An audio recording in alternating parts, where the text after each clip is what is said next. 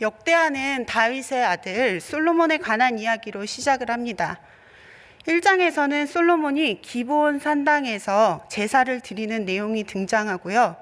2장에서 7장까지는 솔로몬의 성전 건축에 대한 이야기가 등장합니다. 또 8장과 9장은 솔로몬의 업적과 번영에 관한 이야기가 이어서 등장을 하고 있습니다. 그런데 자세히 들여다보면 이 9장 가운데 6장은 성전 건축에 대한 이야기이고, 역대하 1장도 솔로몬이 기브온 산당에서 하나님이 주신 지혜로 성전을 건축한다는 점에서 이 역대하 1장도 성전 건축과 연결이 되고 있습니다.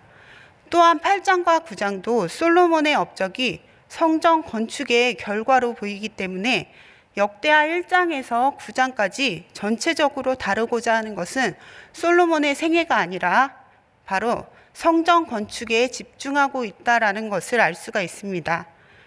사실 성전 건축에 처음 열망을 띈 사람은 바로 다윗이었습니다.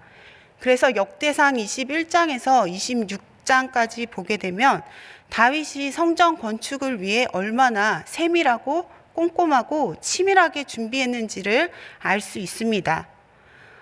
그리고 그 성전 건축을 아들인 솔로몬이 이어서 진행을 하게 됩니다.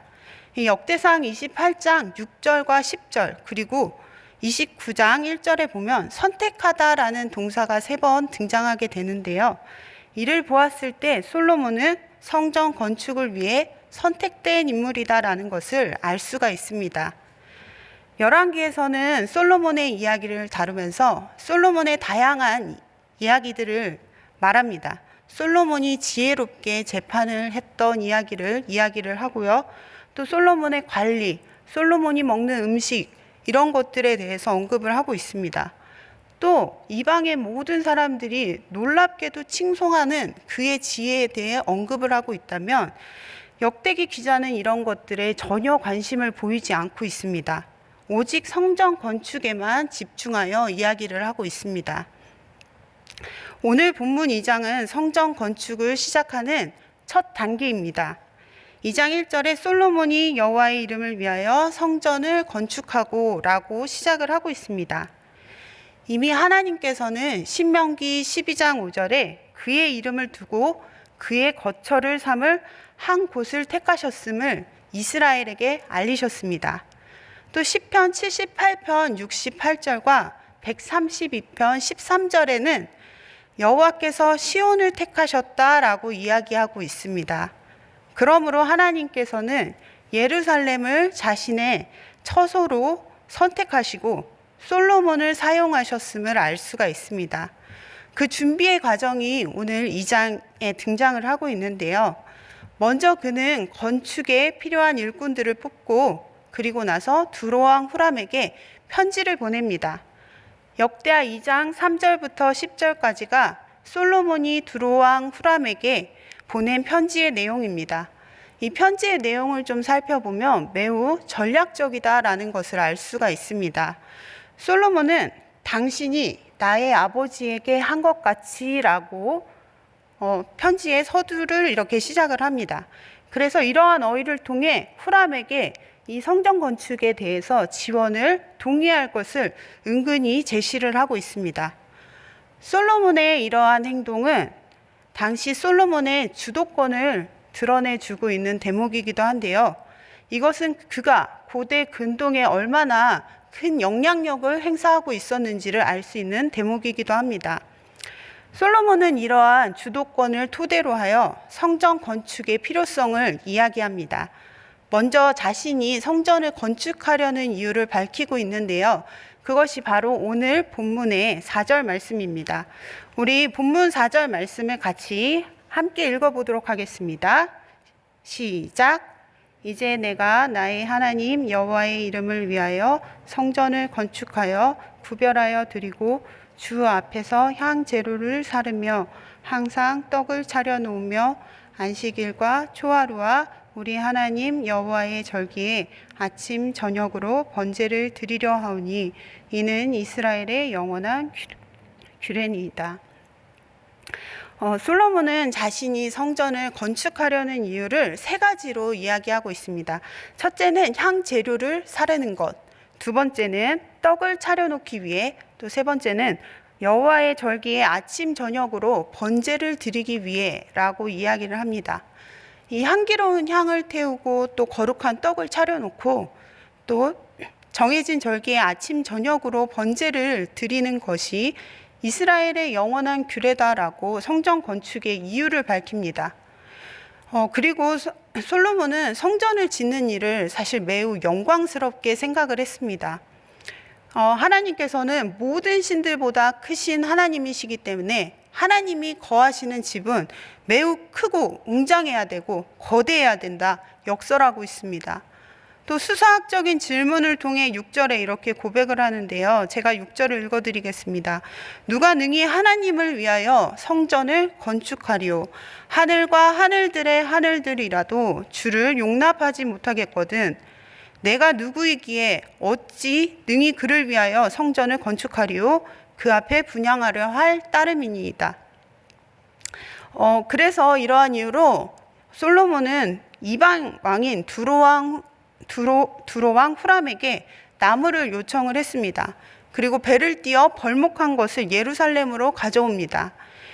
이 성전 건축에 이방인을 굉장히 많이 동원을 했는데요. 모두 합치면 15만 3,600명이다 라고 이야기를 합니다. 그 중에 7만 명이 짐꾼이었고 8만 명이 벌목을 하는 사람, 그리고 3,600명이 감독하는 역할을 맡았습니다. 솔로몬은 성전 건축에 대한 이런 생각들을 편지로 써서 후람에게 보냅니다. 그리고 백향목과 함께 성전 건축가들을 불러달라고 요청을 하고요. 또 그 사람들에게 급료를 주겠다라고 이야기를 합니다. 오늘 본문 11절부터 16절까지는 두로왕 후람이 솔로몬에게 답장을 하는 장면이 나옵니다. 후람은 솔로몬을 왕으로 삼으신 하나님을 찬양하고 있고요. 또 솔로몬이 요청한 것에 응합니다. 성전 건축가를 보내주겠다고 약속하고요. 또한 솔로몬이 요청한 백향목도 정말 필요한 만큼 벌목하여 바다로 보내주겠다, 운송하여 보내주겠다라고 이야기를 합니다. 여기서 놀라운 사실이 하나 등장을 합니다. 바로 12절의 후람의 고백인데요. 우리 12절 말씀을 같이 한번 읽어보도록 하겠습니다. 시작. 후람이 또 이르되 천지를 지으신 이스라엘의 하나님 여호와는 송축을 받으실지로다. 다윗 왕에게 지혜로운 아들을 주시고 명철과 총명을 주시사 능히 여호와를 위하여 성전을 건축하고 자기 왕위를 위하여 궁궐을 건축하게 하시도다. 후람은 이스라엘의 하나님이 천지를 지으신 하나님이시다라고 고백하며 이스라엘의 하나님이 단순히 이스라엘만을 위한 민족적인 신이 아니라 온 우주의 통치자로서 모든 열방의 경배를 받기 합당한 분이시라는 것을 알리고 있습니다. 후람의 이러한 고백을 후에 솔로몬이 요청하는 모든 것들을 지원해 주고 있는데요. 사실 후람은 이스라엘의 왕이 아니라 이방의 왕입니다. 그는 하나님을 알지 못하는 사람이었습니다. 그가 이렇게 요청에 응한 것은 사실 어떠한 정치적인 관계가 얽혀 있을 수 있습니다. 하지만 하나님께서는 이것을 사용하셔서 이방 왕도 성전을 짓는 일에 참여시키십니다. 이렇게 솔로몬이 지은 예루살렘 성전은 이방에서 가져온 재료들로 이방 왕인 두로왕 후람의 그 지원을 받아 이방인들이 함께 참여한 성전 건축이었습니다. 사실 모세 시대부터 내려왔던 성막의 구조는 제사장과 레위인들이 들어갈 수 있는 그 영역이 있었습니다. 또 이스라엘의 남자가 들어갈 수 있는 영역이 있었고요. 또 여자들이 갈 수 있는 영역이 있었습니다. 그리고 그 밖은 이방인의 뜰이었습니다. 이방인들은 성소로 가까이 갈 수가 없었습니다. 그런데 이방인들이 성전을 짓는 일에 동참했다는 것, 그리고 그들이 성전 안에 들어와서 기도를 한다는 것은 정말 상상할 수도 없는 일이었습니다. 하지만 하나님께서는 이방인들을 성전 건축에 참여시키시면서 하나님께서 열방의 경배를 받기에 합당한 분이시라는 것과 또 이 성전이 만민이 기도하는 집이라는 것을 보여주십니다. 이러한 구약의 성전 건축은 무언가를 바라보게 하는데요. 그것이 무엇입니까? 바로 예수 그리스도십니다. 사실 솔로몬의 성전 건축은 매우 인간적인 요소가 있었고 또 한계가 있었던 것이 사실입니다. 많은 노역이 있었고 또 정치적인 관계가 얽혀 있었고 그런 성전 건축이었습니다. 하지만 이러한 그 성전 건축의 한계는 신약의 예수 그리스도를 향하게 합니다. 예수님의 시대로 넘어왔을 때 성전은 여전히 성별로 또 인종별로 민족별로 칸칸이 나눠서 정말 담까지 쌓아놔서 자신이 속한 정체성에 맞는 곳까지만 갈 수가 있었습니다. 그런데 바울이 무엇이라 이야기합니까? 예수님의 십자가의 그 사건은 그 모든 것을 폐지한 사건이다 라고 이야기를 하며 중간에 막힌 담을 자기의 육체로 허셨다 라고 이야기를 합니다. 여기서 막힌 담이 무엇입니까? 바로 유대인과 이방인을 구분하던 예루살렘 성전의 담을 이야기합니다. 구약에서의 후람의 협조는 어찌 보면 정치적인 협조였고 정말 정치적인 모든 불완전한 요소들이 있는 것이었지만 신약에서는 이런 정치적인 이해관계가 아니라 그리스도의 몸으로 그리스도의 피로 막힌 담이 헐어지고 진짜 이방인과 유대인이 하나 되는 것을 보게 됩니다. 우리 오늘 말씀을 통해 두 가지 사실을 좀 주목해 보길 원합니다. 첫째는 하나님께서는 온 우주의 통치자시며 초월하시는 분이시라는 사실입니다. 그 어떤 것도 하나님을 가둘 수가 없습니다. 하늘과 하늘들의 하늘일지라도 하나님을, 광대하신 하나님을 용납하지 못하는데요. 정말 우리는 때로 살아가면서 우리의 생각과 우리의 계획과 우리의 어떠한 그 관념과 한계 속에 하나님을 가두어 버릴 때가 너무 많이 있습니다. 이렇게 어리석음을 보이며 살아가는 것이 우리의 모습입니다. 마치 우리의 계획대로 하나님이 따라와 주시면 그분은 참 하나님이시고 우리의 계획과 어긋나면 그분을 이해하지 못하는 그러한 태도를 우리는 버려야 할 것입니다. 우리 신앙인의 모습으로서 하나님께서 우리에게 정말 갇히지 않으시고 우리에게 자유로우시고 정말 우리에게 베풀어 주신다는 그 사실을 기억하며 살아가는 우리 성도님들이 되시길 간절히 바랍니다.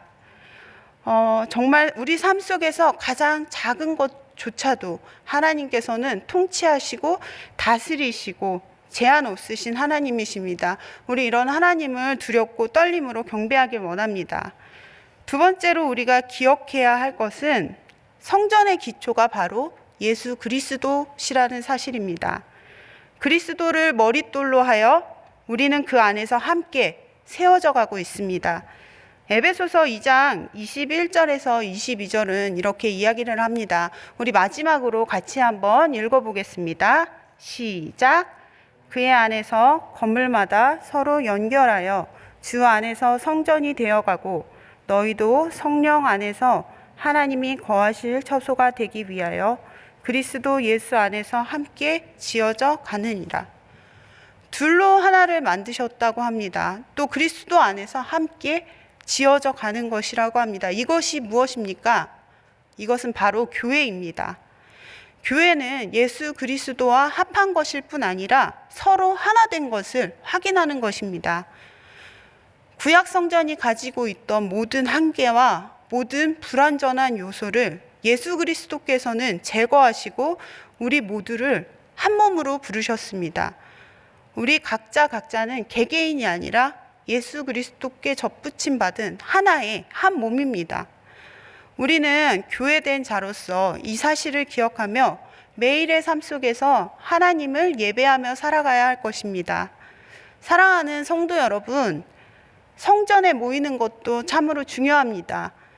하지만 이것보다 더 중요한 것이 있다면 우리 자신이 하나님을 예배하는 성전이 되는 것입니다.